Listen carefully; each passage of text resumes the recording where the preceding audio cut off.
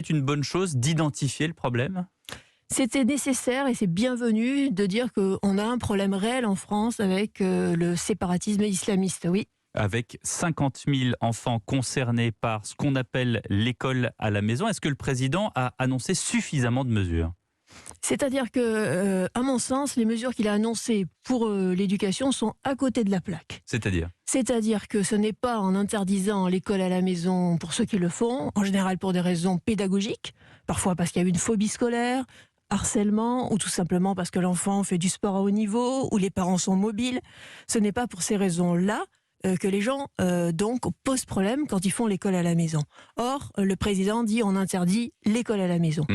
Et en quoi ça va régler le problème des islamistes qui ont une emprise d'embrigadement sur les enfants? Personne n'a compris. Personne n'a compris le rapport. Vous voulez dire qu'il n'y a pas de solution à ce problème-là très spécifique? Il y a une solution, mais ce n'est pas d'interdire l'école à la maison. C'est quoi la solution? Il y a une solution, c'est de démanteler les endroits où les enfants sont rassemblés de manière clandestine et embrigadés avec lavage de cerveau. Et c'est possible, regardez, il y a 2 jours, à Bobigny, la police est venue et l'a fait sans avoir besoin d'une nouvelle loi.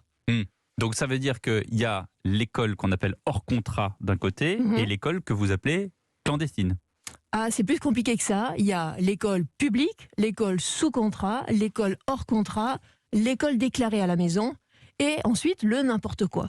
Et le n'importe quoi existe en France. Personne n'a les chiffres, mais on pense qu'il y a à peu près 100 000 enfants qui en fait sont en déshérence, et notamment tous les enfants de l'école publique qui passent leur temps à se faire exclure.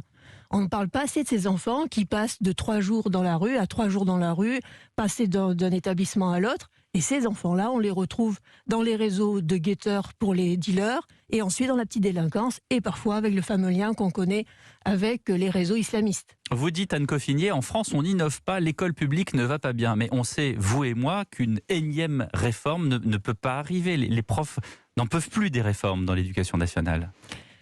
Aujourd'hui, il y a un essoufflement incroyable de l'institution éducation nationale. Les professeurs n'ont plus confiance dans la capacité du ministère à les réformer. C'est pour ça qu'il faut innover à côté. C'est pour ça qu'il faut faire respirer le système. Il faut créer des structures avec des professeurs qui viennent de l'éducation nationale ou d'ailleurs, des structures libres qui vont pouvoir donner un peu de dynamisme à l'ensemble du système. Et c'est ce qui se passe. Ça fait à peu près 15 ans qu'il y a un essor incroyable des créations d'écoles complètement libres. Cette année, simplement, vous avez eu 129 nouvelles écoles. Et voyez, sur les 129 nouvelles écoles hors contrat, il y en avait 11 qui étaient musulmanes. Je ne dis pas islamistes, je dis juste musulmanes. Et l'essentiel, l'archi-énorme majorité, c'est-à-dire 87% des créations, c'est aconfessionnel, c'est-à-dire il n'y a aucune dimension religieuse. Donc faire un amalgame, comme ça a été fait, entre les gens qui utilisent leur liberté et les gens qui sont une menace pour l'unité de la nation, ça n'a aucun sens. Donc il